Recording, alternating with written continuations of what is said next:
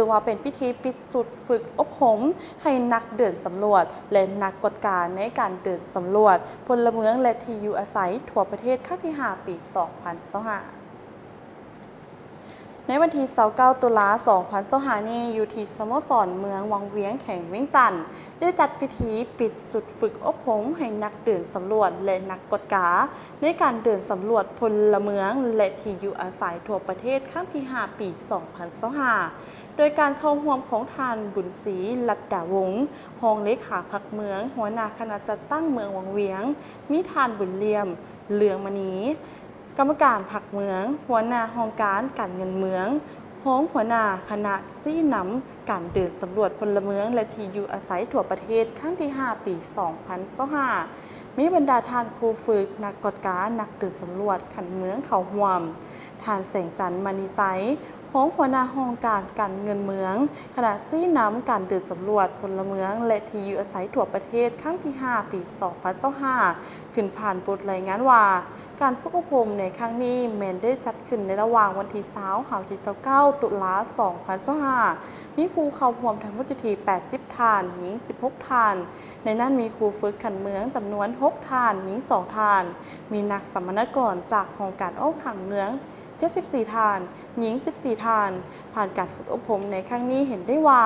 นักกฎการและนักเดินสำรวจมีความรับรู้และเข้าใจต่อแนวคิดนิยามวิธีการเก็บกำข้อมูลด้วยน้ำไส้แท็บเล็ต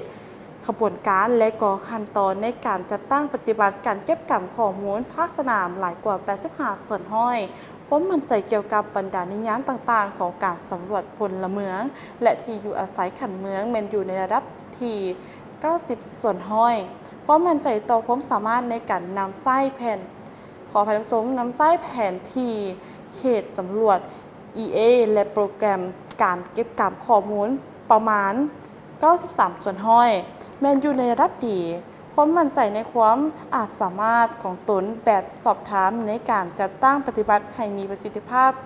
94 ส่วนห้อยอยู่ในระดับดี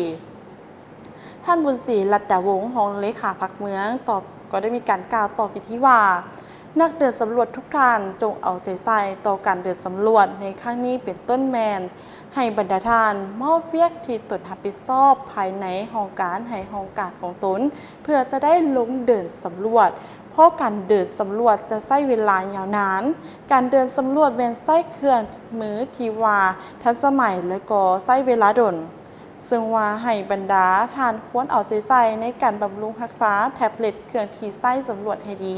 เพื่อบ่ให้มีการเสียหายและเกิดข้อผิดพลาดต่างๆต้องมีการต้องมีการประสานสมทบกับอำนาจการปกครองบ้านอย่างละเอียดพอเป็นส่วนเก็บเกี่ยวผลผลิตของประชาชนถ้าพบปัญหาที่ว่ายุ่งยากให้รีบร้อนรายงานด่วนต่อคณะซี่นำเพื่อแก้ไขให้ทันเวลาเพิ่มทวีความเอาใจใส่ในการสอบถามในกลุ่มกันข้ามก็คือให้กลุ่มกับคำถามอย่างเข้มงวดซึ่งว่าแน่นอนชัดเจนเนาะสอดคล้องกับสภาพตัวจริงแล้วก็ให้จำเร็จตามแผนการที่วางไว้ในเองท่านผู้ชมเนาะถือว่านี่ก็เป็นพิธีปิดสุดฝึกอบรมให้นักเดินสำรวจและนักกฎการในการสำรวจพลเมืองนั่นเองท่านผู้ชมในครั้งที่ 5 ปี 2025เองท่านผู้ชมเข้าใจภาพข่าวครั้งนี้จากนักข่าวเมืองวังเวียง